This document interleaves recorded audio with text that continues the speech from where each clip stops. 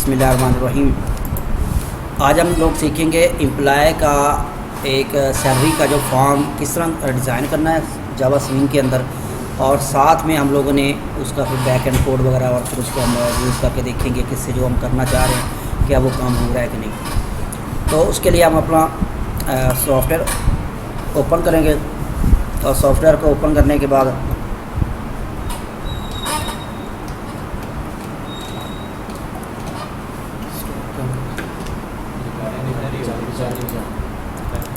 Software open करने के बाद दोबारा कर लो। तो ये सॉफ्टवेयर हमारा जी ओपन हो गया। ओपन हो जाने के बाद ये देखिए यहाँ पे एक यूआई हमने डिज़ाइन किया। जिस तरह कल हमने पहला प्रोजेक्ट बनाया था स्टूडेंट्स का, तो उसमें हमने यूआई डिज़ाइन किया था। अब यूआई कैसे डिज़ाइन किया गया है, सबसे ऊपर लेबल लगाया गया यहाँ पर, और उस लेबल का फॉन्ट और कलर और उसकी अलाइनमेंट चेंज की गई है। यहाँ पे एक मंथ का लेबल है, यहाँ पे एम्प्लॉय नेम का, सैलरी का, जीएसटी टैक्स वगैरह या जो भी मतलब यहाँ पे आपने लिखना है वो आप लेबल में लिख सकते हैं। अब इसके सामने यहाँ पे मैंने लगाया है एक कॉम्बो बॉक्स। कॉम्बो बॉक्स क्या करता है कि एक लिस्ट क्रिएट करता है, ड्रॉप डाउन लिस्ट क्रिएट करता है, जिससे ताकि आप अपनी मतलूबा वैल्यू की एक पूरी लिस्ट आपके पास आ जाती है। उस लिस्ट पे क्लिक करने से आप अपनी जो लिस्ट में से जो ऑप्शन या वैल्यू सेलेक्ट करनी है उसको सेलेक्ट कर सकते हैं।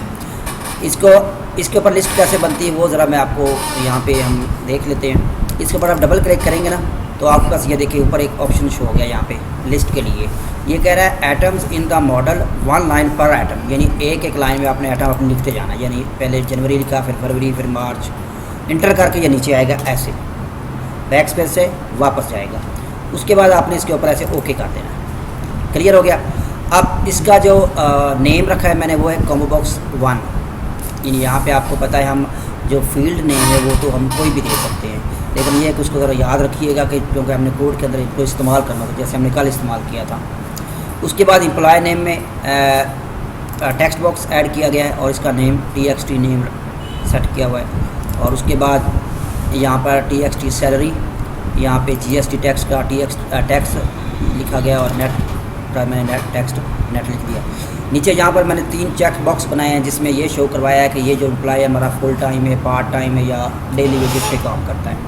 अब ये कैसे ऐड होते हैं ये भी देखिए, मैं ये भी आपको दिखा दूँ।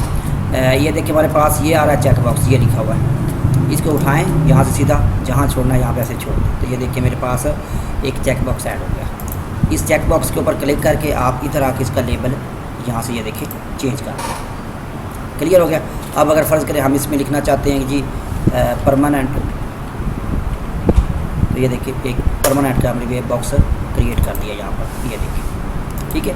अब ये ऐड करना है अगर, तो इसको ऐड करने के लिए आपने ये राइट साइड पर जो प्लेट है यहाँ पे आना है और यहाँ पे हमारे पास लिखा J कॉम्बो बॉक्स, इसको आपने उठाना है और जहाँ भी छोड़ना हो आप ऐसे इसके ऊपर यहाँ पे ऐसे छोड़ते हैं जहाँ भी आप छोड़ना चाहते हैं। लास्ट पे छोड़ना है तो ये देखिए मैं कहीं लास्ट पे छोड़ सकता हूँ। ये देखिए जैसे मैंने छोड़ा ये देखिए बन, इसके ऊपर आप डबल क्लिक करके,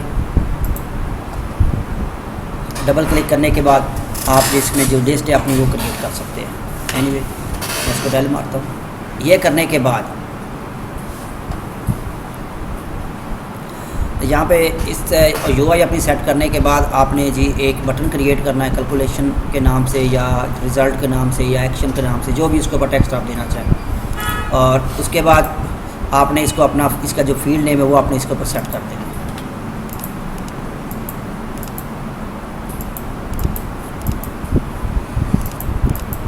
फील्ड नेम सेट करने के बाद आप इसको,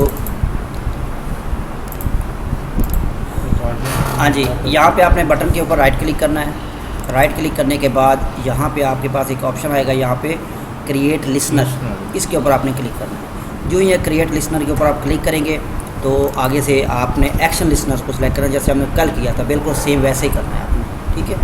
उसके बाद जब लिसनर क्रिएट हो जाए हम डायरेक्ट यहाँ पे आ जाएंगे अपने कोड वाली साइड पर, जैसे कल मतलब हुआ था।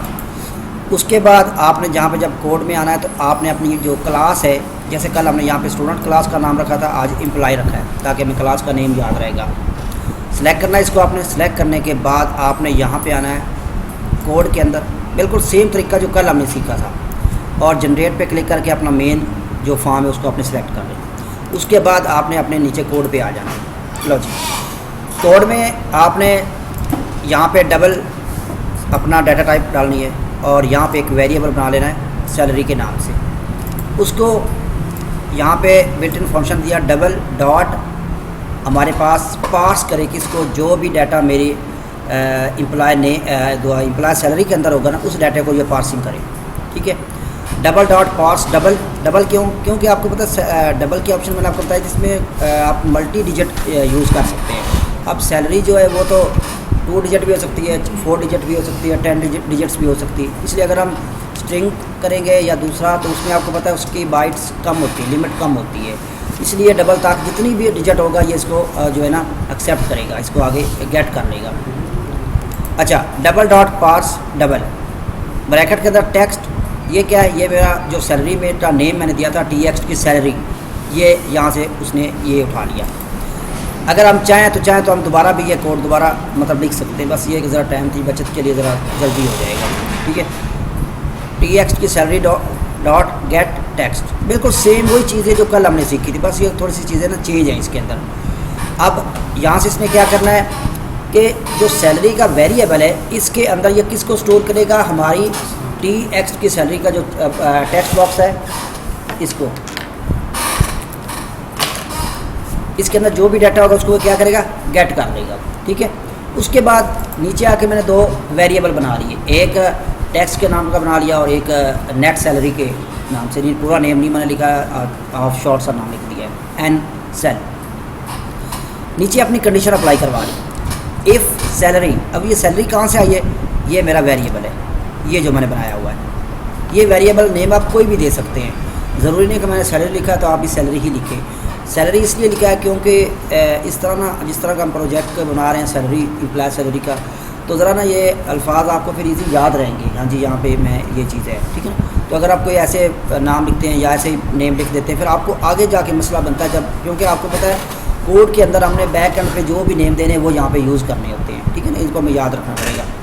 इफ़ अगर सैलरी ग्रेटर दैन है 20,000 से, तो ये हो कि ये जो टैक्स है ना, ये वाला जो वेरिएबल है इसको मैंने यहाँ पे कॉल करवा लिया, टैक्स इक्वल सैलरी मल्टीप्लाई 10/100। अब इसकी कहने का मतलब है अगर सैलरी 20,000 से ज़्यादा हो जाए ना, तो इसकी सैलरी में से 10% जो है टैक्स वो कटिंग कर लेना है आपने। क्लियर हो गया?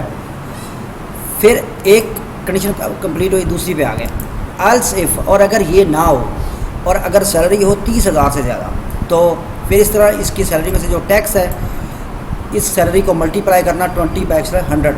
अब देखिए, अब आप ये सोच रहे होंगे कि सैलरी के अंदर तो हमने कुछ लिखा भी नहीं हुआ, तो फिर कैसे आएगा? तो आपको पता है सैलरी के अंदर हम इसका डाटा गेट करवा रहे हैं, इस टेक्स्ट बॉक्स का। तो उस टेक्स्ट बॉक्स में जो भी हम लिखेंगे उसका डाटा गेट करेगा, और गेट करके सैलरी वाले वेरिएबल के अंदर स्टोर हो जाएगा, और वहाँ से वो उसको गेट करेगी। क्योंकि हम एक वेरिएबल, क्योंकि ये कंप्लीट लिखने के बजाय एक वेरिएबल बार बार हम यहाँ पे लिखते जाएंगे अब आगे। उसके बाद आल्स, अगर ऐसा ना हो तो आपने क्या करना है? टैक्स इक्वल करेगा किसको? सैलरी मल्टीप्लाई 0/100, यानी 0 आप यहाँ पे ऐसा लिखने की बजाय ना, ये जो मैंने ऐसे लिखा है, आप ऐसे अगर नहीं लिखना चाहते तो एक तरीका और भी लिखने का होता है इसको। आप इसको रिमूव करें, आप लिखें 0.0, जस्ट इतना लिख दें। ऐसे लिख दें फिर भी ठीक है, जैसे मैंने ऐसे बना के लिखा है फिर भी ठीक है, जैसे आपको आसान लगे आप वैसे लिख लीजिएगा। अच्छा, उसके बाद नीचे आ गया दूसरे सेक्शन में। अब हमने कहा कि TXT टैक्स जो मेरा बॉक्स है, ये टेक्स्ट बॉक्स है, उसका ये नेम रखा हुआ हमने, डॉट सेट करे किसको? टेक्स्ट को। कहाँ से लेके आए? उसकी वैल्यू कहाँ से उठाए? वो string dot value of text, किसकी? इस टेक्स्ट की वैल्यू, क्योंकि ये टेक्स्ट में हमने 3 कंडीशनें लगा दी हैं। इस बॉक्स में कुछ ना कुछ तो आएगा ना, चाहे इसके मुताबिक कोई जवाब आए, चाहे इसके मुताबिक आए, चाहे इसके मुताबिक आए, कुछ ना कुछ तो जवाब वो देगा ना। TXT की टेक्स्ट डॉट सेट करे टेक्स्ट को, स्ट्रिंग इसके अंदर कौन सी आएगी? जो वैल्यू इसकी होगी, इसकी वैल्यू यहाँ पे गेट कॉल हो जाएगी। उसके बाद नेट सेल। अब नेट सेल में क्या होगा कि जो उसकी सैलरी होगी उसमें से जो टैक्स है वो मतलब माइनस हो जाएगा। नेट सैलरी, ये हमारा जो दूसरा मैंने वेरिएबल बनाया था यहाँ पे, net cell equal salary minus tax. ये जितनी भी सैलरी मतलब वहाँ पे हम लिखेंगे उसमें से टैक्स माइनस होके बाकी जो बचेगा वो हमारी नेट सैलरी है। अब नेट सैलरी के अंदर हमने डिस्प्ले करवाना है इसको कि भाई बाकी सैलरी हमें कितनी मिलेगी या कितनी बचेगी। तो वो कैसे आएगा? TXT की N सेल, ये क्या है, वो जो हमने नेट सैलरी का बॉक्स बनाया है ये उसका TXT की नेम है, फील्ड नेम है, उसका फील्ड नेम ये रखा हुआ है TXT की N सेल। आप ये नेम आपको पता नहीं कुछ भी रख सकते हैं। डॉट सेम वही set text string dot value of इसकी N सेल की, ये जब इसमें से ये माइनस हो जाएगा बाकी जो सैलरी बचेगी वो इसके अंदर शो हो जाएगी, क्योंकि ये वेरिएबल है मेरा। क्लियर हो गया। करते हैं कंट्रोल है सेव करने के बाद अब हम इसको ज़रा प्रीव्यू देखते हैं कि जिस काम के लिए हमने इसको बनाया क्या वो वर्किंग हो रही है या नहीं हो रही। तो इसके लिए हम इसको बिल्ड करते हैं, यानी रन करते हैं, और रन करने के बाद इसको अभी हम देखते हैं जी। थोड़ा सा बिल्ड करेगा, ये देखिए नीचे बिल्ड कर रहा है। बिल्ड करने के बाद ये अभी हमें यहाँ पर शो करवाएगा इसका। बिल्कुल आसान सा तरीका है, सिंपल प्रोजेक्ट, कोई ज़्यादा मतलब ऐसा हैवी नहीं प्रोजेक्ट कि आपको मुश्किल है, क्योंकि कल भी तकरीबन सेम ऐसा ही प्रोजेक्ट था और आज ये एक तो चेंज प्रोजेक्ट है उसकी निस्बत, जो वो था उसका और फंक्शन था, इसका और फंक्शन। लेकिन अगर इफ़ कंडीशन के ऊपर नज़र डालें तो सेम इस तरह इफ़ कंडीशनें हमने लगाई थी जब हमने जावा बेसिक हम सीख रहे थे, तो तब हमने ये कंडीशनें सारी सीखी हैं। उस तरीके से हम यहाँ पे इसको अप्लाई कर रहे हैं जी। यहाँ पर ये बिल्ड हो चुका है। अभी इसका जो फॉर्म है हमारे सामने शो हो जाएगा। तो ये देखिए इसका फॉर्म शो हो गया हमारे पास। इसको अगर आप चाहें तो साइज़ बड़ा कर लें, ऐसे इंक्रीज़ कर लें। यहाँ पे आप अपना मंथ सेलेक्ट करेंगे, ये देखिए लिस्ट आ रही पूरी जो हमने पीछे बैक एंड प्लेस सेट की थी, लिस्ट आ गई सारी। एनीवन कोई भी मंथ है, यहाँ पे आप इसके ऊपर जस्ट क्लिक करेंगे, ये देखिए ऑटोमेटिकली उसने एक हमारे पास जो है ना वर्टिकल बार भी बना दिए अप डाउन करने के लिए। अगर हम कहते हैं अक्टूबर है, नवंबर है, यहाँ पे हम एक नेम लिखेंगे और सैलरी इसकी कितनी है जी, फर्ज कर लेते हैं 25,000 सैलरी है इसकी। आप जैसे ही देख यहाँ पे बता देते हैं फुल टाइम है, पार्ट टाइम है या डेली वेजेस पे काम करता है, तो फुल टाइम कर लेते हैं। जैसे कैलकुलेशन पे हम क्लिक करेंगे तो ये देखिए इसकी सैलरी में से 2500 रुपया जो है 2500 रुपीज़ जो हैं वो टैक्स की सूरत मद में जो है ना वो डिटेक्ट हो जाएंगे और नेट पे इसको ये मिलेंगे। और अगर हम यहाँ पे सैलरी ऐड करते हैं जी 15,000 तो क्या होगा, कैलकुलेशन करें, ये देखिए अब इसको टैक्स उसने नहीं लगाया, क्योंकि हमने वहाँ पे बताया था कि अगर इससे कम हो जाए या अल्स यानी 20,000 से ज़्यादा भी ना हो, 30,000 से 20 ज़्यादा ना हो, तो फिर क्या हो, फिर इसको टैक्स नहीं लगेगा। तो यहाँ पर देखें तो इसको टैक्स इस वक्त ये देखिए नहीं लगा। और अगर हम 30,000 की मिसाल ले लेते हैं और कैलकुलेशन करते हैं तो ये देखिए इसको 30,000 रुपये टैक्स और बाकी इसकी सैलरी बच जाएगी। अब इसके अंदर हमने ज़्यादा चीज़ें ऐड नहीं की। एक प्रोजेक्ट हम करेंगे जो एडवांस सैलरी का होगा, जिसमें सैलरी की ग्रॉस सैलरी होगी, उसके बाद उसमें ये चीज़ें होंगी क्या, इसमें उसके जो है ना मिलते हैं जिस अलाउंसेस वगैरह वो भी हम ऐड करेंगे, टैक्स भी ऐड करेंगे, फिर इसमें काफ़ी चीज़ें ऐड करके हम पूरा एक एडवांस प्रोजेक्ट भी इंशाल्लाह तैयार करेंगे। ये एक बिल्कुल बेसिक प्रोजेक्ट है, लेकिन आपके लिए बेसिक तो नहीं लग रहा, क्योंकि आपके लिए, क्योंकि जब आप नया नया सीख रहे होते हैं तो फिर ये चीज़ बेसिक नहीं होती। मेरे लिए फ़िलहाल ये बेसिक ही है, ठीक है ना। इस तरह अब हम तीसरा प्रोजेक्ट टेक करेंगे और उसके बाद इंशाल्लाह आगे वन बाय वन इसको हम डेली बेसिस पे एक एक दो प्रोजेक्ट जो है ना वो किया करेंगे।